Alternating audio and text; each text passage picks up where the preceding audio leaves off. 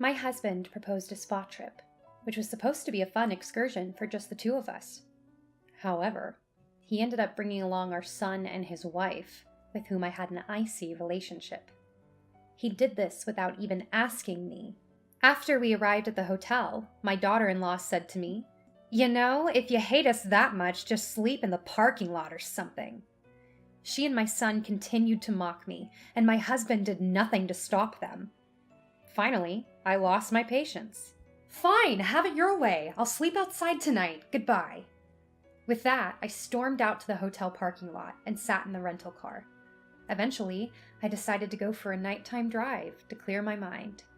I enjoyed my drive through the city until dawn, when I heard the screeching sirens of ambulances and fire trucks. I restarted my phone, which I had turned off to prevent more arguments throughout the night, and instantly received a tremendous amount of incoming calls from my husband and son. "Honey, where are you? What are you doing? Do you have any idea how many times I've tried calling and texting you?" My husband and son were in near hysterics at this point, yelling and sobbing at me over the phone about how their indoor smoking had caused a major fire commotion at the hotel. Throughout all of this, neither of them so much as offered the simplest of apologies to me. I was absolutely disgusted. So, when I had a chance to speak, I asked my husband, "Hey, which is more important to you, me or Eric and his wife?" "What? Where did that question come from? This is not the time to get into all of that." "No, trust me, I get it. It's all crystal clear to me now. Eric is yours and that woman's child anyway. You don't care about me at all anymore." My husband and son both went dead silent, bewildered by my words. With the floor all mine, I slowly began revealing a secret. The secret that my husband and I had kept from our son until this very moment. My name is Lucy. I'm 46 years old. My husband, Ben, and I have been married for 20 years. We both work for the same toy manufacturing company. We have a son, Eric, who recently married his college sweetheart, Amy. To those around us, we seem to be a normal, happy family, but everything is not as it seems. One evening, when I was cooking dinner after work, I saw that my husband was in his office doing some research on the computer. "Ben, what are you up to in there?" Genuinely curious, I peeked into the office to see that Ben was scrolling a travel agency website. He looked back at me and said, "I was just thinking that it's past time we made some travel plans." I replied, "A trip? That sounds great!" I squealed in excitement.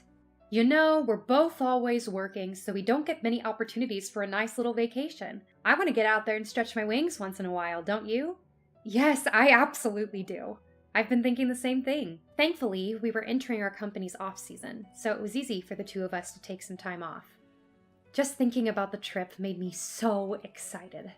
My husband was helpful around the house right after we got married, but he eventually stopped doing housework altogether, saying he was always too tired after work. So I was left to do most of it myself. Working and doing all that housework was starting to get exhausting, but a trip like this would be just what I needed to relax and blow off some steam. Most of all, I was just overjoyed that my husband, who seemed to be only interested in himself and his work, and rarely even spoke to me on some days, wanted to go on a vacation together. I've already started planning the trip, and it's going great, but there is something that I'm not sure I should even tell you. Something you shouldn't tell me? Well, now I really want to know. What is it?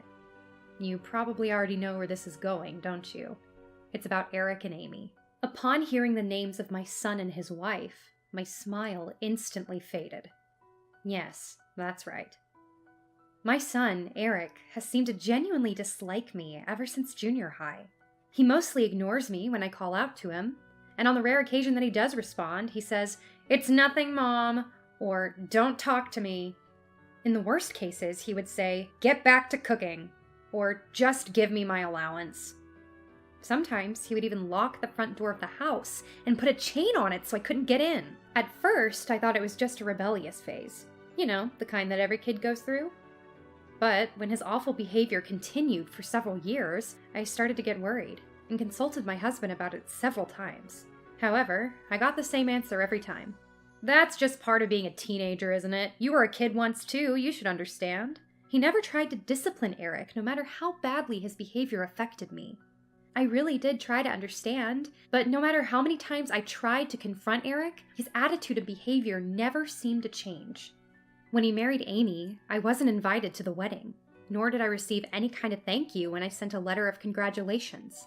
Eventually, he brought Amy to our house to introduce us.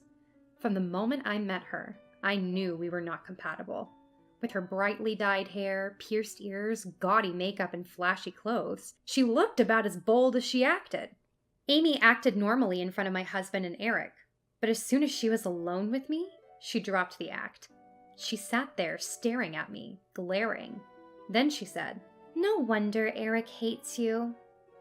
With those blunt words and hateful expression on her face, I realized that she was actually a perfect match for Eric. As you might have guessed, they had no children and seemed to be living, let's say, freely. Even though she hated me just as much as Eric did, they came by the house pretty often. Every time they came over, they did nothing but linger around and say abusive things to me, but they would often stay until dinner. Each time, I would do all the meal preparation and cleanup by myself. During dinner, he would always demand that I bring him additional drinks and snacks, no matter how much food was already on the table. It always hurt my feelings and made me uncomfortable. I rarely participate in conversations between the three of us, but I gave in the other day, and Amy spoke to me as if I were an idiot. "Why do you still work even though you're married?" she asked me. "I wouldn't be able to spend hours surrounded by a bunch of old men making toys." Mind you, Amy doesn't work because she insists on Eric providing for her, but it seems that Amy has a strong habit of slacking off and wouldn't last long even if she did find a job. I sighed as Amy happily talked about skipping work at her old part-time job. Unable to bear such selfish and arrogant behavior from the two of them, I once again asked my husband for advice, to which he said, "Eric is still growing out of his rebellious phase, and maybe he is a bit troubled, but surely Amy isn't so bad, right?" "Amy treats me like a housekeeper just like Eric does. I have a job too, and my body can't take it." Well, I'm sorry, but I can't do anything about that. There was plenty he could do about it if he wanted to, but my husband was obviously just trying to avoid the conversation. Eventually, Eric and Amy stopped coming over. I don't know why exactly. Maybe they just didn't want to see me anymore, or maybe they decided they were financially stable enough not to need to depend on me for free dinners several nights a month. All I knew was that they weren't coming over anymore, and I wasn't having to deal with their arrogant behavior. However, it seemed like Ben was still meeting up with them pretty often. Sometimes Ben would come home and I could instantly smell Amy's perfume and the cigarettes she and Eric smoked together. I have asthma, and secondhand smoke could kill me, so I always begged Eric and Amy not to smoke in the house when they came over. Even though I wished things between Eric and I could be different, as complicated a feeling as it was, I felt peace by not having to see him and his wife. Above all else, I just couldn't bear their abuse anymore. Because of this, I tried my best to persuade my husband not to bring Eric and Amy along for our vacation. Ben finally relented, and I was beyond relieved. We decided on Miami as the destination for our spa trip. I looked at the guidebook every day, bought new clothes, and waited impatiently for the day to arrive. However, I had no idea what unwelcome surprise awaited me. On the first day of our spa trip, suitcases in tow, we arrived at the airport to leave for Miami. As we made our way to the gate, my husband suddenly stopped, turned around behind me, and said, "There you are, you two." "Hi, Lucy." I turned around at the familiar voice, and to my surprise, Eric and Amy were standing there. What? What? Why are you here?" "Didn't Dad tell you? We decided to tag along with you guys to Miami." I froze in astonishment and glared at my husband. "I heard that Eric and Amy were also hoping to plan a trip to Miami, so I asked them to join us. Don't be mad. I'll make sure everyone's on their best behavior." Ben knows how horribly they treat me, and he still chose to put their wishes above mine? I had worked so hard for this day. I put in extra effort at my job and even went on a diet, and now all of it was ruined. I just wanted to give up and go home. There was no use going to Miami if I was just going to be miserable the whole time. As I was about to turn around and go back the way I came, Eric and Amy stopped me. "Mom, I have wanted to fix our relationship for the past 11 years, but I just didn't know how to be honest about my feelings. That's why I always acted the way I did. I also understand that I haven't always treated you fairly, but I couldn't change my attitude with the two of you always fighting, which made it hard to come over and spend time with you. You know what I mean. We don't want to complicate my relationship with you any further. I was astonished. Eric had never spoken to me like this before. It was a bit of an awkward situation for me because turning around and leaving would have made me the villain, so I had no choice but to agree with the whole arrangement and go to Miami as a family.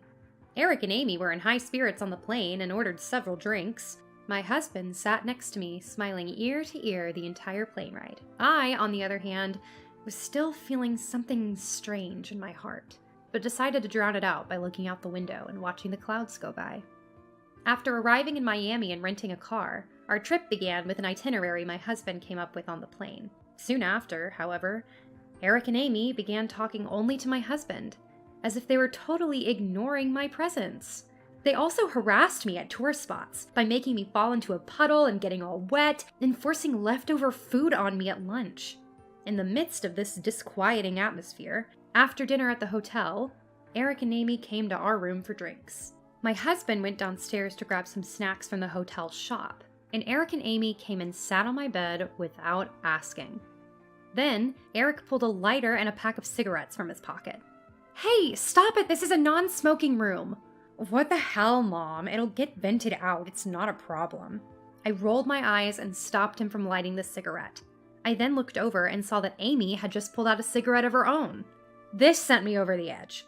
I lost all my patience and started yelling at them. "That's enough. This is a non-smoking room. If you don't follow the rules, you're going to get us kicked out." "What's up with you being so mad about everything?" "You know I have asthma, and you also know that smoking isn't allowed here anyway. Disregard your own mother's health if you want, but you have to follow hotel rules." Ugh, Mom, you are way too serious. This side of you has annoyed me for so long. Smoking in a non-smoking room is beyond insane. You need to calm down. What's wrong with being a little excited on a trip and smoking a little? You know, if you hate us that much, just sleep in the parking lot or something. Amy's comment left me speechless. While I was trying to collect myself, my husband walked back in. Hey, I could hear you yelling all the way down the hall. What's going on? Why are you yelling?" "I can't do it anymore. I can't be with these two anymore." "Lucy, what's wrong?" "They're trying to light their cigarettes even though they know this is a non-smoking room. I begged you not to invite them so many times. Why did you let them come with us? It's unbelievable." The feelings I spent so long suppressing overflowed with tears. Eric and Amy looked at me with condescending smiles. "You are so annoying, Mom. You're acting like you're better than us. You won't even take a sip of alcohol. You're not even trying to get along with us." At Eric's words, I finally felt something burn out in my heart. "Fine, have it your way. I'll sleep outside tonight. Goodbye." "Hey, Lucy, stop!" I quickly gathered up my valuables and phone and stormed out the room. At that moment, my husband panicked and grabbed my arm to stop me, but I shook him off. "Shut up! Don't follow me! Leave me alone!" With hurried steps, I left the hotel and headed for the parking lot. There was no sign of my husband following me. I got into the parked rental car and drove around Miami that night to clear my head. I had a bad feeling about this vacation from the moment I agreed to let Eric and Amy come with us. It turns out their feelings about me hadn't changed at all.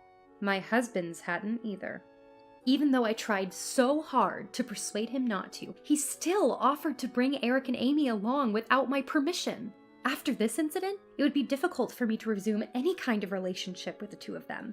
And on top of that, there was also the secret about Ben and Eric that I was desperately trying to keep to myself. The more I thought about it, the angrier and sadder I felt. So I continued driving, trying to calm myself down.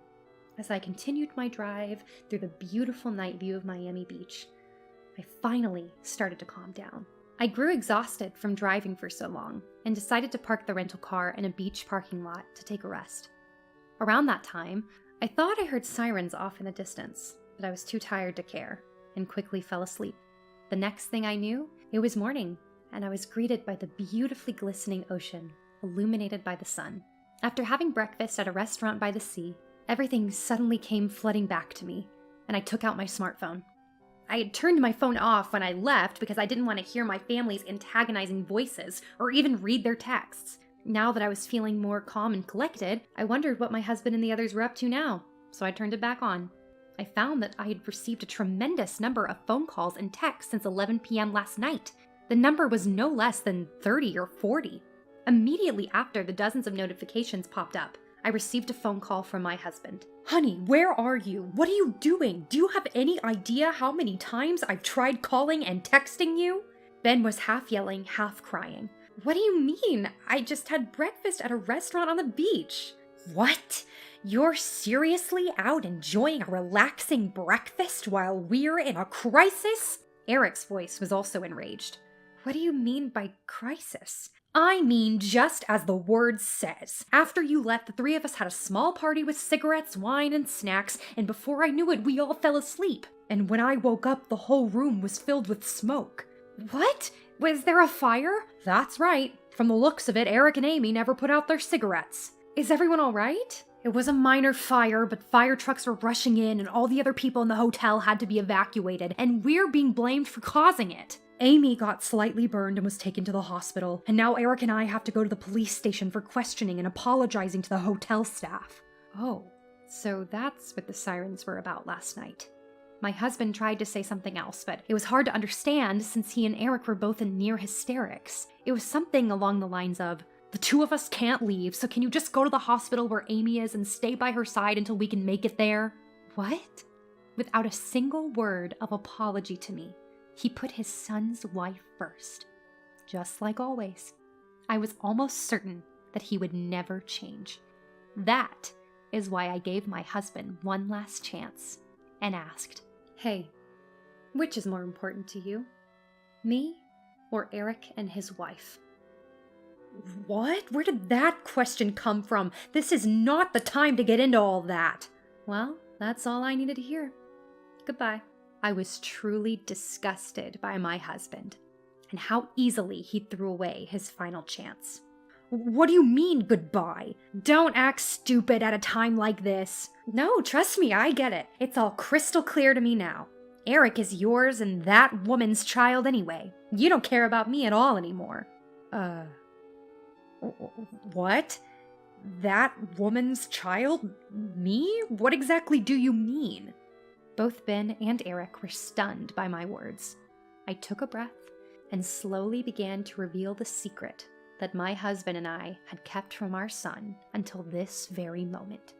"Eric, you are the child of your father and his lover." Eric was absolutely mortified by these words, and while Ben became even more flustered, I began explaining everything. Ben had a relationship with another woman many years ago. She was a subordinate at his workplace at the time.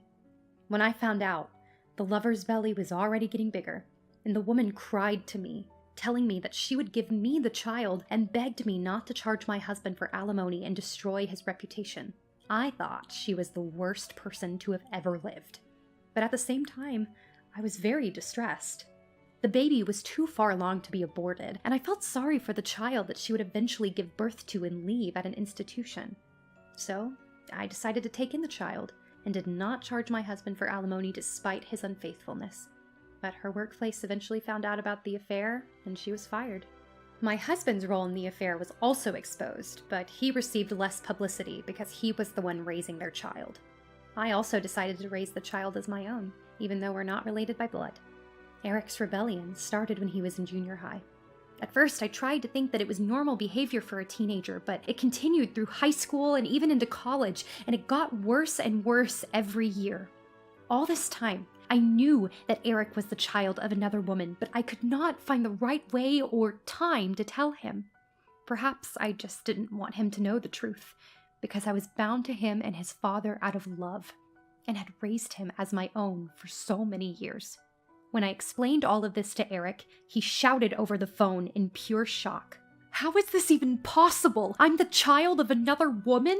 It's old and worn now, but there is proof. Do you want to see it? I make sure to keep it with me at all times because I know your father would destroy it if I left it at home." "You're lying! You're saying you're not really my mother?"